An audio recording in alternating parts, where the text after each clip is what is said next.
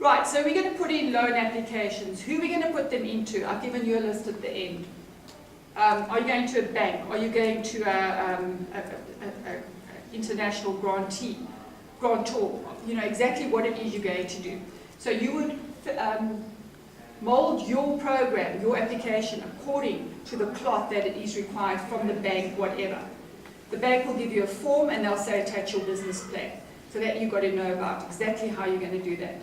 Capital equipment, what we're going to need the molding machines, we're going to need the truck, all the things you're going to need. You've got to cost that. This is all about costing at the end of the day.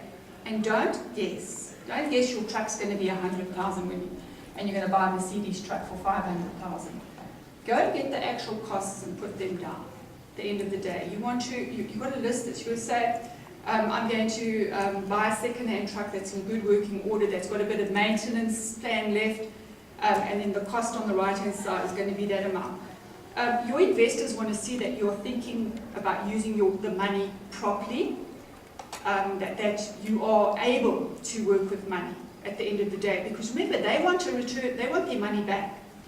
If they have lent you money, they want their money back. So if they see you're going to be wasting your money on things you don't need, you definitely won't get the loan. Then you can put on a balance sheet. We'll come back to that. Break-even analysis. Everybody knows what that is? Right, we're going to spend 3 million rand getting all our equipment together, getting our staff started up. So we think we'll start earning an income in about 3 months' time. We'll break even when you do your sums in a year. So you've got to have that whole break-even analysis put out there. So in 9 months' time, your investor knows there's 3 months more before you will have turned the corner. They won't harass you. They'll give you that time.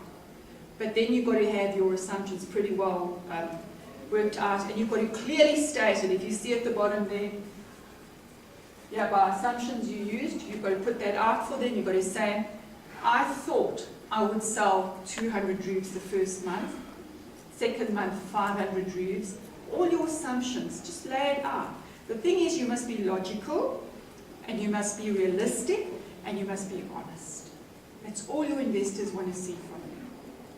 And the overriding thing is it's got to be realistic. Don't think you're going to go and change the world just because you're now selling roofs. Put down your 3-year summary. That's very easy. The difficult part is detail by month. So we'll have we'll do a spreadsheet. We'll have January, February, March, April, and this is critical. You'll find every single investor asks for this. January, February, March, right through to December.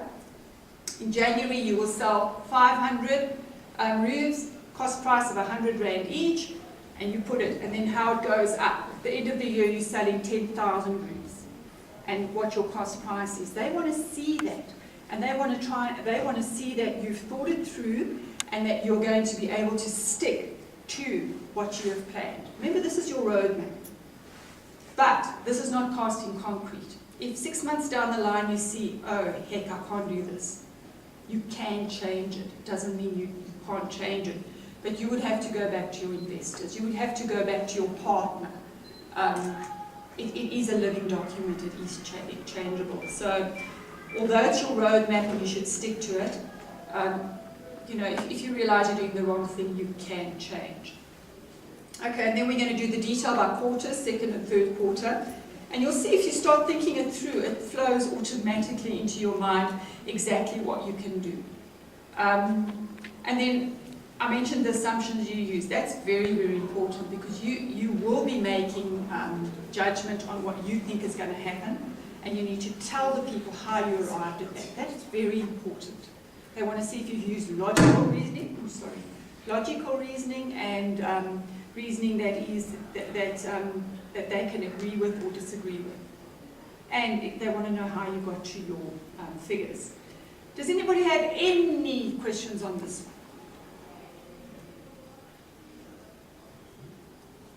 one? How easy was that? Very. Is it too easy? Were you expecting something a little bit more in depth?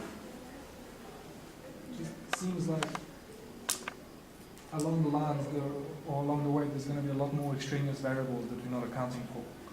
So how do you deal with those? Say something actually falls through along, the route.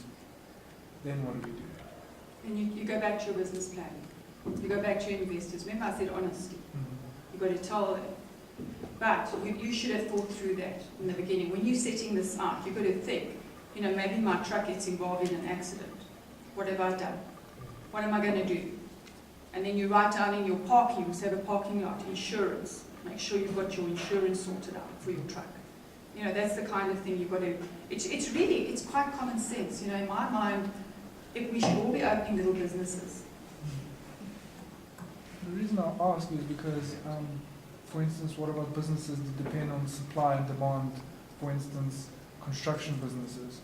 I have a friend of mine who's into steel constructions, and their contracts range anything from 100,000 all the way up to 12 million.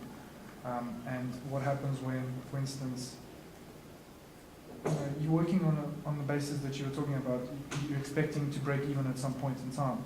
But when you're working with those numbers, say for instance, you've arranged that you're going to be buying X amount of tons of steel at this amount of price. What happens if there's, for instance, a fluctuation in the global market, and all of a sudden the price of steel jumps higher? So you can't afford as much steel as you need it, but you still need that steel in order to complete the job. But you should factor that in. Okay. I mean, you have to scan the environment and you have to look it up. But really, those are people who are in seasoned businesses. It's a very vast difference to, I'm talking startup, I'm talking small business. Right. I'm probably talking under $1 million rand. You're talking about huge construction companies.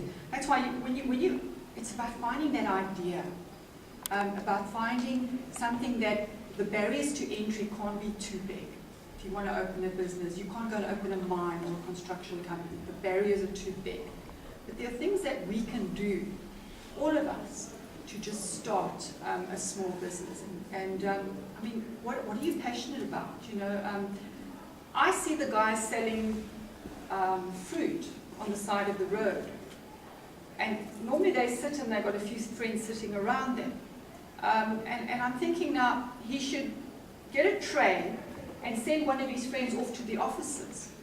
If they came to our office with fresh fruit, I promise you all the ladies would buy fresh fruit. They wouldn't go down the road to go and buy it, but bring it to them, they will buy it. You see, that's the kind of thing. It's a business. You've just got to think of the next idea, and eventually at the end of the day you want to add to that idea so that you've actually got a real business idea. Like the next step is maybe opening a fruit shop. I'm being facetious, but really that's what we're looking at is if we can make entrepreneurs of everybody who employs at least 5 people, then we've got South Africa's going to have a reduced unemployment rate. But good question. Any other questions here before we move on? I'm not putting everybody to sleep. I'm interested. I want you all to go and open up businesses. We must all open businesses. And you know what? The internet. I mean, what are the barriers to entry there? Just a question on detail. What does your pro forma entail? Pro forma cash flow?